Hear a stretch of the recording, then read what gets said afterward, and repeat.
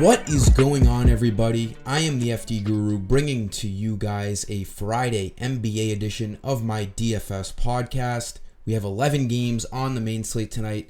I just did a whole video of this recording for 15 minutes and I didn't have my camera on, so this is the second time around. I'm a little tired after seeing that I screwed up so badly, but we have a lot of questionable guys right now. It's a CVS receipt list right now of how many names are on the injury report.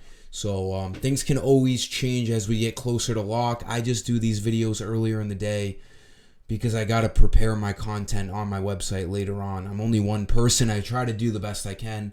But these plays should help you out here today. In the 5 guys I have, one for each position as usual. I'm doing a free Guru credit code in this video, so give it a like, make sure you are subscribed, and let's get after this slate. There's a lot of question marks, obviously.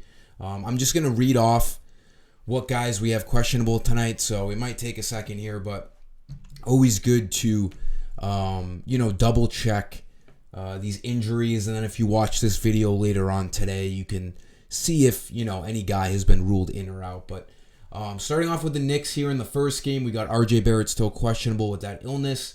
We have Giannis in that Hornets game questionable. If he was out again, Dame Lillard would look fantastic. And if Giannis is in, it's a smash spot against the Hornets. Hornets are questionable with Brandon Miller and Gordon Hayward again. They both missed last game, so you got to keep an eye out on that. That's a 7 o'clock game. And then unfortunately, we have Joel Embiid questionable. I don't know if this is going to be a common theme every night now, but I'm already getting sick of it. But Embiid's questionable tonight at Atlanta.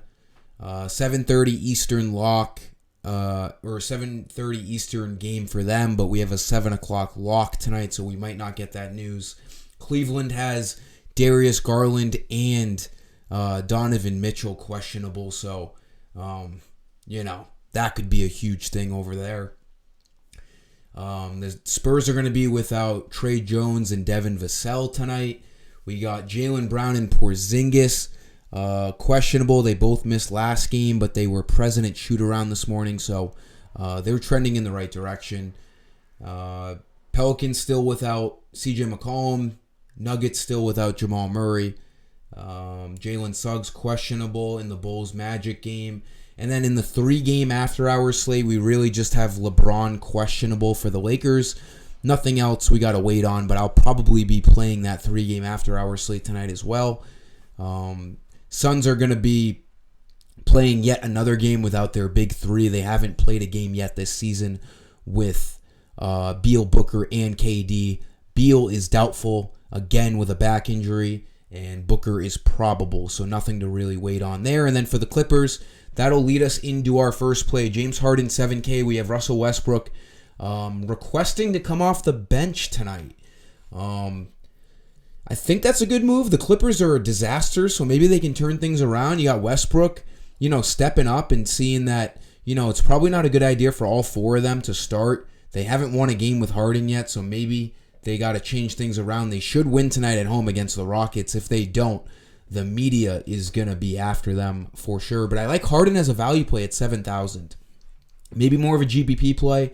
Hasn't really played well since wearing a Clippers uniform, but I expect things to turn around and that they figure it out. Hopefully this move with Terrence Mann starting will open up extra usage for Harden starting. Terrence Mann is not in play, even at a 4K salary. He's going to have minimal usage next to Harden, Kawhi Leonard, and Paul George. I think Harden's good here. He needs 35 fantasy points. If the game stays close, he's going to play 35 minutes, and he can be a fantasy point per minute kind of guy. I know his usage is going to be down playing next to guys like Westbrook, Paul George, and Kawhi Leonard, but he's going to be the main point guard tonight. He's a better passer than Russell Westbrook. I expect his assist numbers to, kind of rise a little bit. His scoring hasn't been terrible. I like the value play. He's projected for like 35, 36 fantasy points. Maybe a GPP play because he hasn't yet shown that he can get there in a Clippers uniform. But, the ceiling is there for him. He could have a great game tonight. All he needs is like 40 fantasy points to have a huge night. So I like him at this price. It's a little risky, but he's catching my eye. Shooting guard, let's look at Kevin Huerter. He has been really, really good the past few games. De'Aaron Fox came back last game against the Lakers, and or I think he came back against the Cavs too. But either way, it didn't matter. He still had a lot of usage. He started. He's the number 3 scoring option behind Sabonis and Fox. They ended up blowing out the Lakers. They were up like 20 after the third. Then LeBron made a little bit of a run in the fourth, but it didn't end up mattering. Huerter looked really, really good. Shot 6 for 11 from 3. His shooting stroke has a lot of confidence right now. It's a unbelievable matchup tonight against the Spurs. On the road, it's a 8.5 spread. I think that's a little too high, although the Spurs have shown that they can certainly get blown out this year. So it's a little risky, but 238 over-under right now.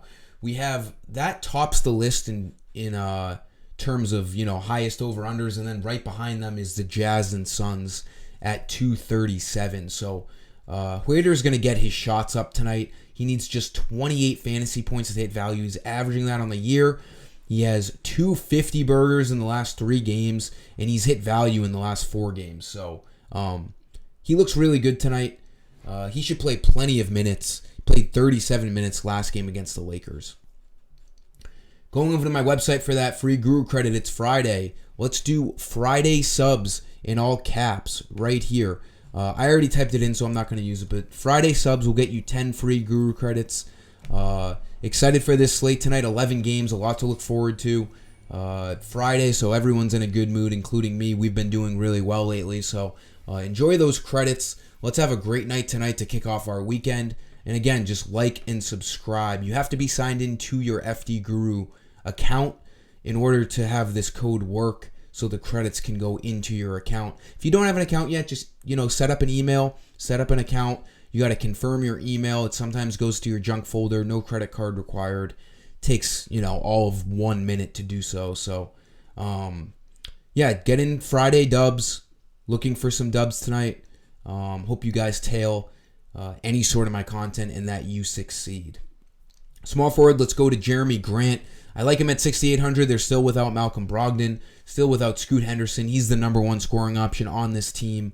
He was over 7,000, had that 61 fantasy point game, put him to like 7,500. Then he's been a little bit, stuck in neutral over the last 3 games. So he dropped to 6,800. This is a nice salary on Jeremy Grant. Great matchup against the Lakers. The Lakers they're 8.5 point favorites tonight on the road, but I don't think that's right. LeBron James is questionable. There's a chance he doesn't play, and I don't think that they're that good, the Lakers. They just got blown out by the Kings, and I think the Lakers were at home in that game. The Blazers kind of stayed in the game against the Cavs last game, and I think the Cavs are way better than the Lakers, so I don't expect a blowout tonight. I think Jeremy Grant's going to play well. He only needs 33 fantasy points to hit value. He's about averaging that on the year, and he's a good cash game guy. He's going to get you high 20s in fantasy points every game, and he's a big scorer. So if he gets the shot going, he always has that, 50 to 60 fantasy point upside. He's projected for like 36 fantasy points tonight, so he looks like a good value play at 6,800. For power forwards, go to Zion Williamson. He's been a part of some weird games against the Mavs the past 2. They got absolutely shit on against the Mavs on the 12th, so we only played 26 minutes, and then they blew out the Mavs the next game 2 days later. So we went from them getting blown out by a team to them blowing out the same team 48 hours later. So sometimes it's extremely hard to predict, and you can't shy away from guys because of blowouts, especially when spreads are not high. The spread was only 3 points in these games. So if you run into some bad luck, there's nothing you can do. When you make your lineups, you got to just project. Now, if you're picking guys from an 11-point spread, that's a little different if a guy doesn't play in the fourth quarter due to a blowout. But some wonky games here. He still almost hit value last game, 39 fantasy points. He needs just 40 tonight. They're still without CJ McCollum. It's a good matchup against the Nuggets. They're at home. It's only a 5-point spread. The Nuggets are still without Jamal Murray. This game should stay close. Should be fast-paced. We have a 226 over-under. I like Zion tonight. I think him and Brandon Ingram are both going to have good games to pull out a win at home against the defending champions in the Denver Nuggets. Then for center, this is just the wrong price on John Collins tonight. He's like 6,200 on DraftKings, but on FanDuel, you really want to take advantage. 5,300. Doesn't really make any sense. He was 6,300 a couple of days ago, dropped a 22 and then a 24, and then he was still like 6K and dropped a 30, hit value, and then dropped a 40 last game against the Blazers. He's playing 30 minutes, and then for some reason, his price dropped, $800, $900. This is the clear-cut best value as of right now at 2:30 in the afternoon. Obviously, injury news can open up other things. I expect to be getting to a lot of John Collins tonight. He needs 26 fantasy points to hit value. He's averaging almost 30 on the year. He's projected for like 32 tonight against the Suns team that is without Bradley Beal, and they haven't really looked good this year. The Suns are 5-6. The Jazz are at home. It's only what do we got for a spread? A 5.5-point spread. And like I was saying, it's the second highest over-under behind the Kings and Spurs tonight, 237 over-under. I like Collins. His playing time is solidified, especially with Walker Kessler on the shelf. This price is just wrong on FanDuel. I will be getting to John Collins. That'll do it for this video, guys. Like it, subscribe to my channel, subscribe to my Twitter, follow my Twitter, all that good stuff. I really appreciate your support, and make sure you put in that Friday Dubs credit coupon on my website. Let's get after it tonight. Thanks for watching. Until next time, I am the FD Guru. Peace.